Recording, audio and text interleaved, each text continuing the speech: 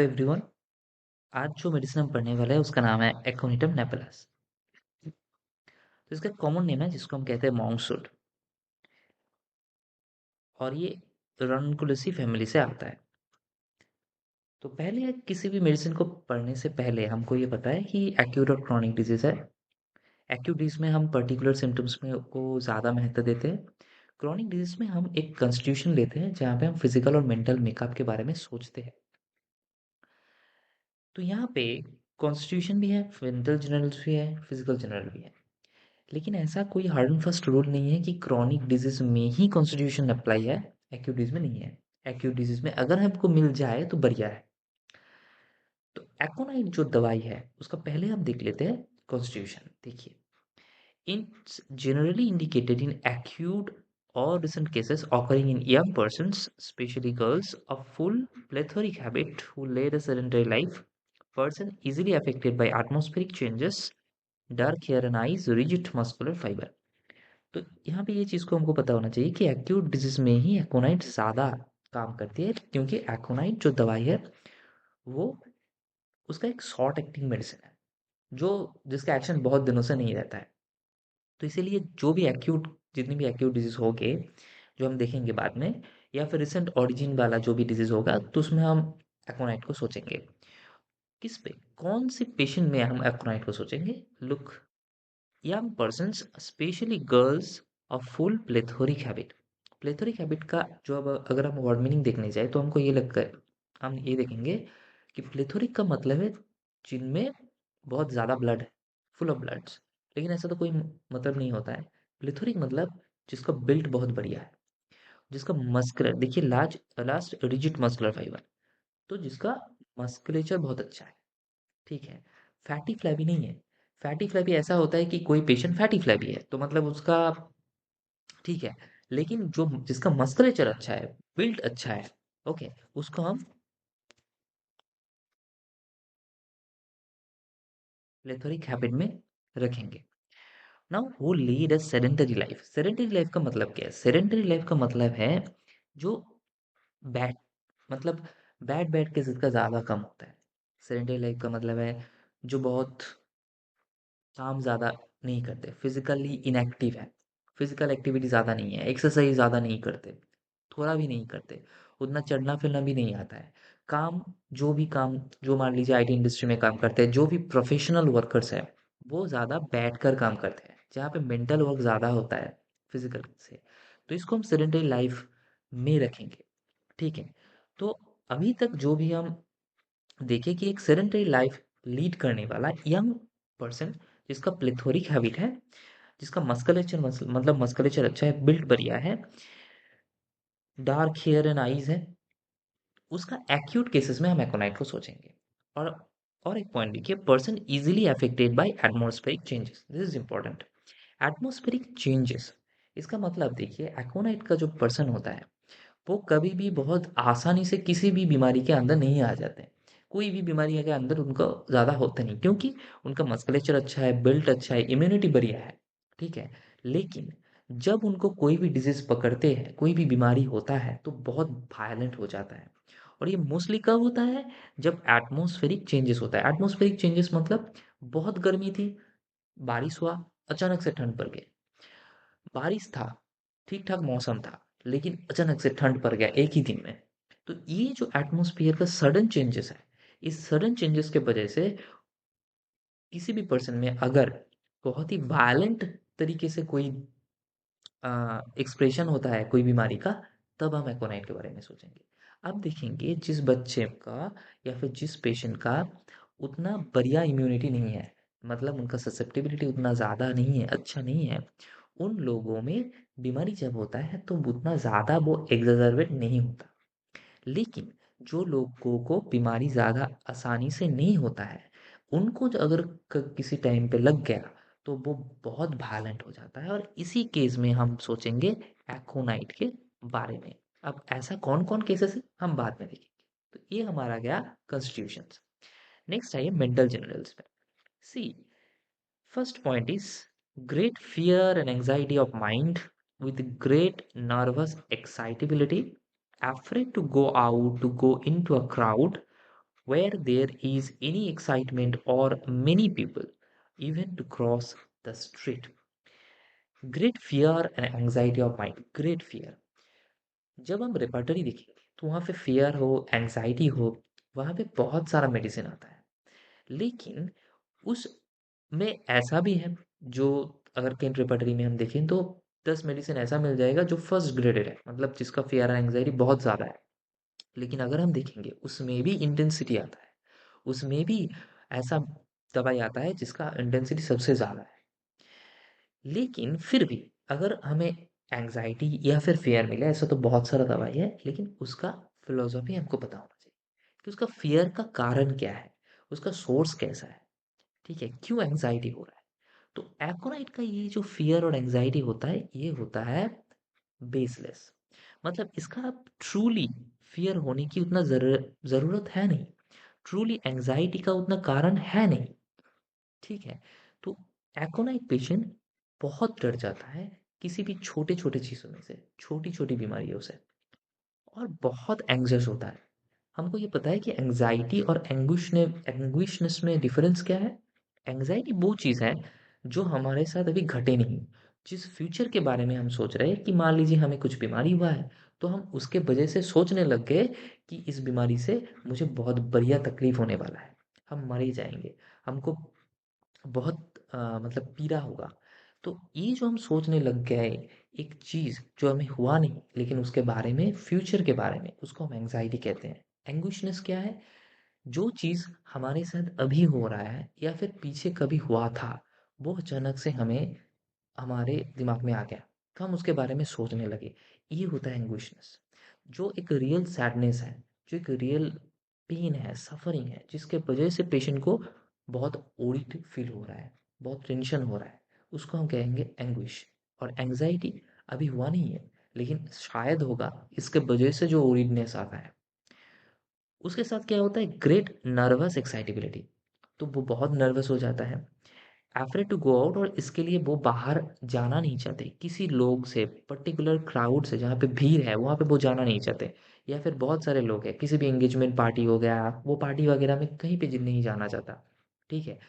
उसको डर लगता है, उसको अच्छा नहीं लगता है, वो काइंड ऑफ इंट्रोवर्टेड है, सोशल गैदरिंग ज़्यादा पसंद नहीं करते। या फिर जहाँ पर भी कोई भी एक्साइटमेंट हो तो उनको वहाँ पे जाना अच्छा नहीं लगता। Okay, even he is very nervous to cross the street. So this represent how fearful and anxious a aconite patient can be. Okay, so remember this: great fear and anxiety. Second point is the countenance is expressive of fear. The life is rendered miserable by fear. Is sure his disease will prove fatal, predicts the day he will die, fear of death during pregnancy. The countenance is expressive of fear, मतलब उनका डर कितना है, उसका intensity हमको कैसे पता चलेगा? जब पेशेंट आपको आके उसका फियर का मतलब स्टोरी सुनाएगा, फियर के बारे में बोलेगा, तो उसका एक्सप्रेशन आप उनके फेस में देख पाओगे। काउंटेनेंस का मतलब है जो डर है उनका, जो एक्सप्रेशन है, वो हम उसको फेस में पता चल जाएगा आपको। पेशेंट बहुत तरह की होता है। जैसे उनको डर लगा है, लेकिन वो दिखाता नहीं है क्योंकि उसको ईगो में लगता है कि मुझे डर लगा हुआ है। लेकिन ऐसा भी पेशेंट होता है जो एग्ज़ैजरबेट करता है उनका फ़ियर को, जो हाइड्रो जो हमको पता है कैसा है, जो बहुत ही एग्ज़ैजरबेट करता है। ओके, तो ऐसा पेशेंट है एकोनाइट, उनका फ़ियर इतना ज़्यादा ग्रैस्प कर लेता है, उनका thoughts about futures and past इतना ग्रैस्प कर लेता है कि उनका फ़ियर का जो स्टोरी है, वो भी उनका फेस में आ जाता है। Okay, life is rendered miserable, और ये जो फ़ियर है, ये जो बेसलेस फ़ियर है, इसके लिए उसको लाइफ़ में जीना बहुत मुश्किल हो जाता है, बहुत मुश्किल हो जाता है। He is sure his disease will prove fatal, उनको ये लगता है कि कोई भी बीमारी मुझे हुआ है, वो कितनी भी छोटी हो, एक दिन मुझे मार देगा। एक दिन बहुत तकलीफ देगा मुझे। ठीक है? मैं मारा जाऊँगा। Predicts the day he will die, even वो सोचने लगता है कि मेरे पास तो और 2 महीना है। इवन दो डॉक्टर आके उनको कहते हैं आपको कुछ नहीं हुआ है, आप ठीक हो जाएँगे, दवाई लीजिए, रेस्ट लीजिए, ठीक हो जाएँगे। फिर भी उनको लगता है कि नहीं, मैं ठीक नहीं होने वाला। मेरे नेबर को हुआ था, वो मर ही है, तो मैं भी मारा जाऊँगा। Okay. Fear of death during pregnancy, pregnancy के समय भी पेशेंट को ऐसा डर अगर आए तो हम एकोनाइट को सोच सकते हैं। थर्ड पॉइंट कहते हैं restless anxious does everything in great haste must change position often everything startles है। एकोनाइट का पेशेंट सेडेंटरी लाइफ लीड करता है, मतलब ज़्यादा काम वगैरह नहीं करते, फिजिकल इनएक्टिव रहते हैं, लेकिन उनका फिजिकली, उनका वो मेंटली इतना रेस्टलेस होता है कि अब वो चैन से कभी सो ही नहीं सकते, बैठ नहीं सकते ठीक से। एक बार इस तरफ तो एक बार दूसरी तरफ, ऐसे नहीं कि वो सोई थी फिर उठ के उठकर चलने लगी, जो हम अर्जेंटोनाइटिकम में देखेंगे कि वो एक जगह ठीक से रह भी नहीं सकते। वो जितना ज़्यादा चलते हैं उतना ज़्यादा उनमें एंग्जाइटी बढ़ती है और उतना ज़्यादा वो चलने लगता है। लेकिन एक्रोनाइट का थोड़ा डिफरेंट है, इनका भी एंग्जाइटी है, ये भी मेंटली रेस्टलेस है, लेकिन ये एक जगह सोई है तो एक बार इस तरफ एक बार उस तरफ करेगी, लेकिन उठेगी नहीं। एकोनाइट पेशेंट इतना ज़्यादा डरे हुए रहते हैं कि हमेशा मेंटली उसका फियर एक्वायर करके रहती है। Everything startles him. ये हमको पता है जब हम किसी डरे हुए होंगे तो हमको किसी भी आवाज़ हो, किसी भी चीज़ हो बहुत डर देती है। तो घर में अब मान लीजिए अकेला है, तो तब मान लीजिए कुछ नहीं हुआ तो आपको कुछ नहीं हो, लेकिन घर में अकेली थी, तब एक कोई आवाज़ हुआ तो उस आवाज़ से आप उठ गए। ओके, तो आपको थोड़ा डर हुआ, तो उसके उसके समय उस समय पे अगर कोई छिपकली भी टिक टिक कर दे तो फिर आपको डर बहुत ज़्यादा हो जाता है। तो aconite patient always occupied with fear, इसीलिए कुछ भी थोड़ा सा भी आवाज़ हो कुछ हो तो वो बहुत सडन स्टार्टल्स हो जाते हैं। ओके, सो नेक्स्ट ये पॉइंट देख लीजिए, द मेंटल एंजाइटी ओडी फियर accompanying सब मोस्ट ट्रिवियल एलिमेंट्स। कोई भी ऐसा छोटी बीमारी हुआ उसमें भी आप इतना एंजाइटी ओडी एंड फियर देखेंगे, वो डर देखेंगे उनमें। Okay, so this was aconite, और इसके वजह से Hahnemann says whenever aconite is chosen homoeopathically not as a poison. Aconite जब यूज होता है हमको पता है, जब हम होम्योपैथिकली एकोनाइट सोचेंगे, you must above all observe the modal symptoms, that is very important, that is fear, anxiety, mental restlessness, nervous excitability, all this, and be careful that it closely resembles them. The anguish of mind and body, the restlessness, the disquiet, not to be allayed। इसको छोटा मत समझना, ठीक है?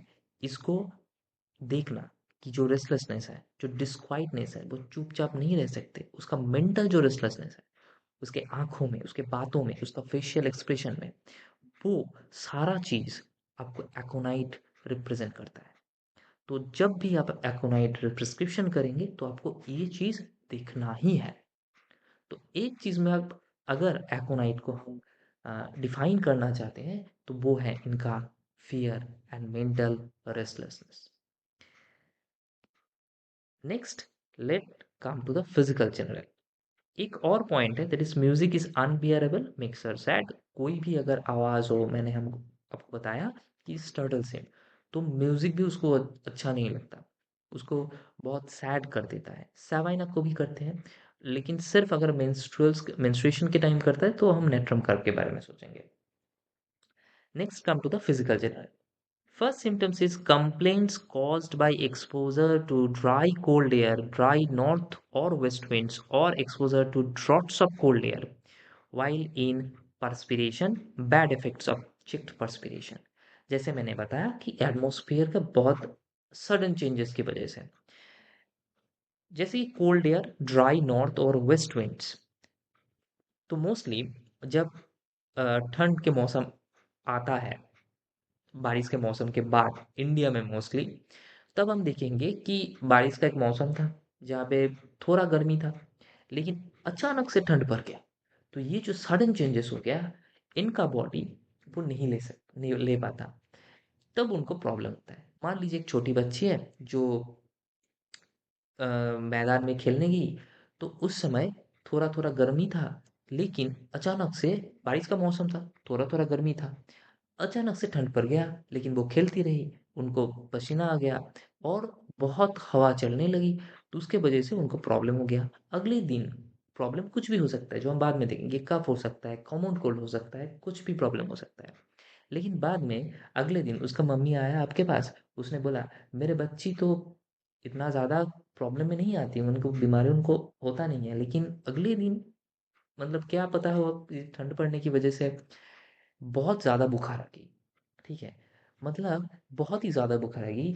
अचानक से देखिए 102 degree Fahrenheit temperature है, ठीक है? तो आपने देखा बच्ची बच्ची थोड़ा-थोड़ा डरा हुआ है, ठीक है? मम्मी के गोद से आना नहीं चाहती, ठीक है? उसके साथ-साथ उसका एक बिल्ड अच्छा है, मस्कुलेचर अच्छा है, ठीक है? और ये जो अगर आपको कॉज़ेशन मिल जाता है, तो हम एकोनाइट के बारे में सोच सकते हैं इस सिनेरियो में। ओके, तो ये हो गया एक फिजिकल जनरल। दूसरा पॉइंट देखिए, for the congestive stage of inflammation before localisation takes place, this is important.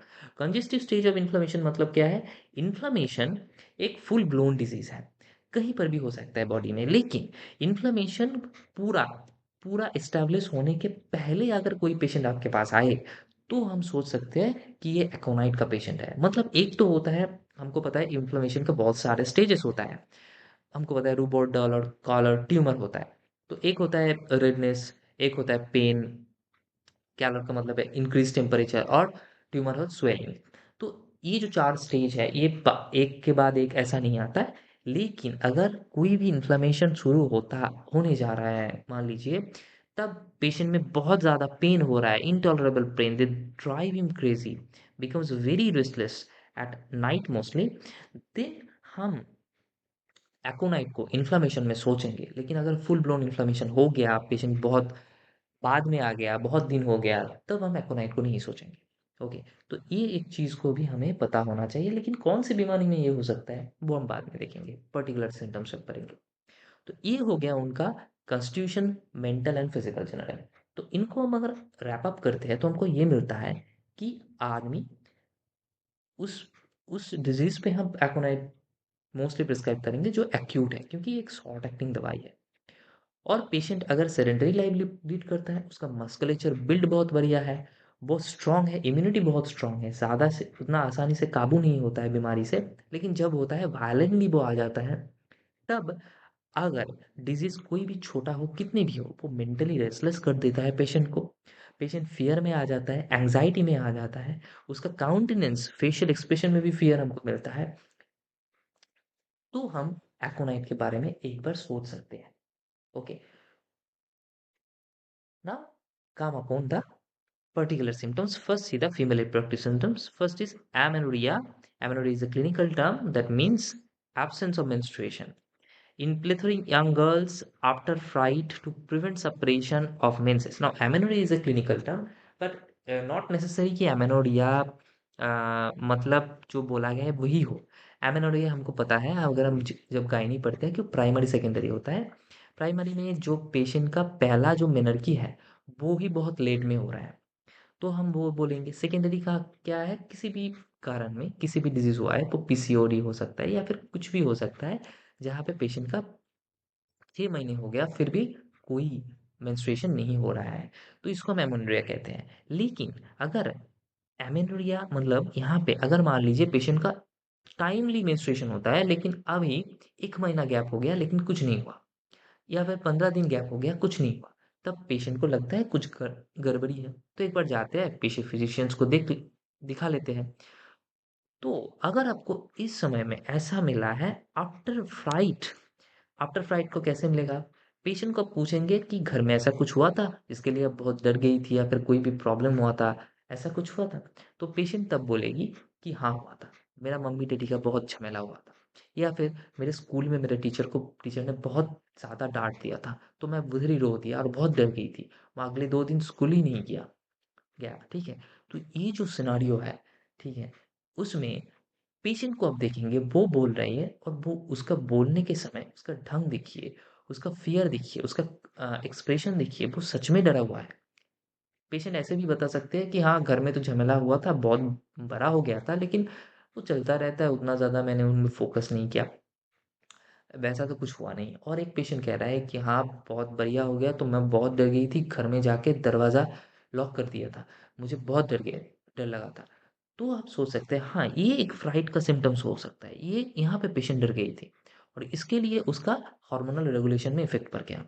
तो हम उसमें एकोनाइट सोच सकते हैं, जहाँ पे उसका मेंस सप्रेस्ड हो गया।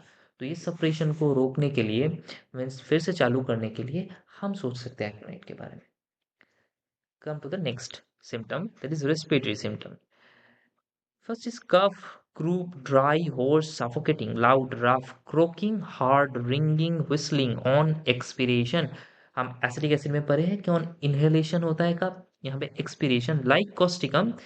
और इनहेलेशन में स्पॉन्जिया भी आता है, एसिटिक एसिड भी आता है, फ्रॉम ड्राई कोल्ड विंड्स और ड्राफ्ट्स ऑफ एयर।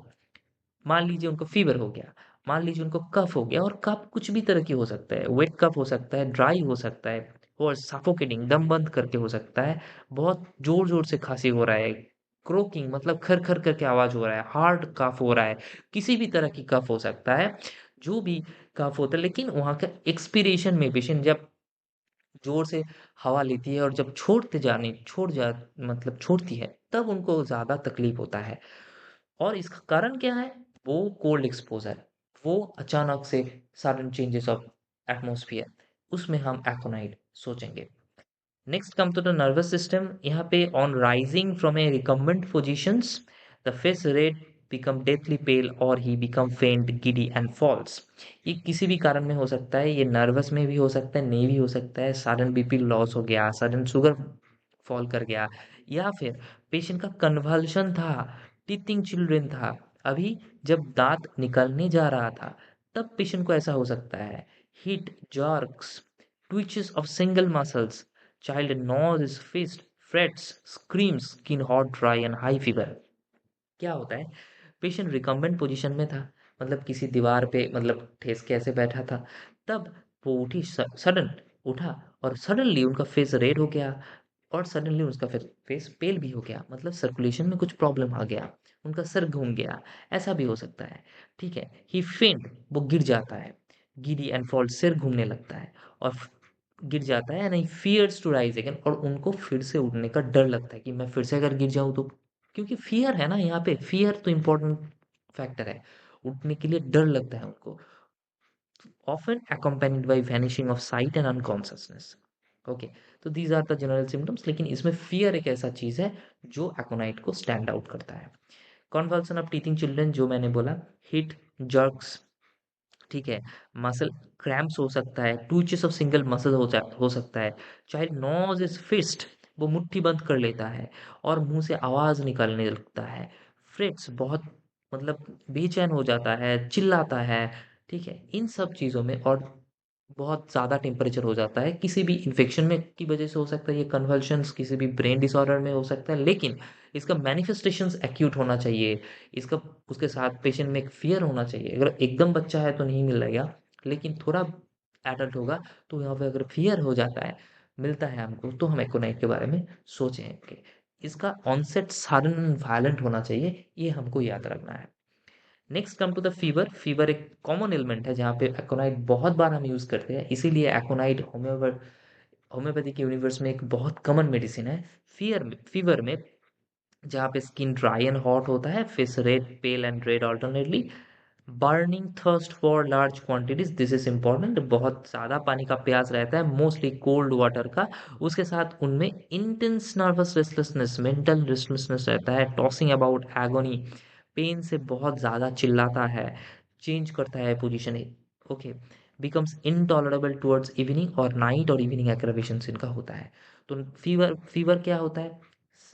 इवनिंग में ज़्यादा फीवर हो रहा है, या फिर नाइट में आ रहा है, पूरा दिन ठीक ठाक है, थोड़ा थोड़ा पेशेंट ऐसा नहीं है चुपचाप सोए हुआ है ब्रायनिया की तरह, या फिर एसिड फॉस की तरह, ऐसा नहीं है, लेकिन वो कांस्टेंट पोजीशन चेंज कर रहा है, क्यों? क्योंकि उनका मेंटल रेस्टलेस है, वो मेंटली ठीक नहीं है, उसको फियर हो गया कि मुझे अगर कोई बड़ी बीमारी हो गया, मान लीजिए कोविड के टाइम कोई ऐसा कर रहा है, तो कोरोना का डर घुस गया उनमें, उसके लिए वो ऐसा कर रहा है, उसके साथ बहुत पानी पी रहा है, large quantities of cold water, unquenchable thirst है, पानी का प्यास मिटता ही नहीं। तो इन सारे चीज़ों में, इन फीवर में, जहाँ पे हाई ग्रेड फीवर है, वो इन्फेक्शंस की वजह से भी हो सकता है, किसी भी इन्फेक्शन की वजह से भी, लेकिन अगर वो फियर हमको मिलता है, anyone says remember, okay, those that statement we must remember, उन केस में हम एक्ोनाइट के बारे में सोचेंगे, और ऑनसेट या फिर कॉजेशन जो है वो अगर मिल जाए तो बढ़िया है। Aconite should और एक चीज देखिए, this is very important, aconite should never be given simply to control the fever. कोई भी फीवर हो गया, हम एकोनाइट नहीं देंगे। Never alternative with other drug for that purpose.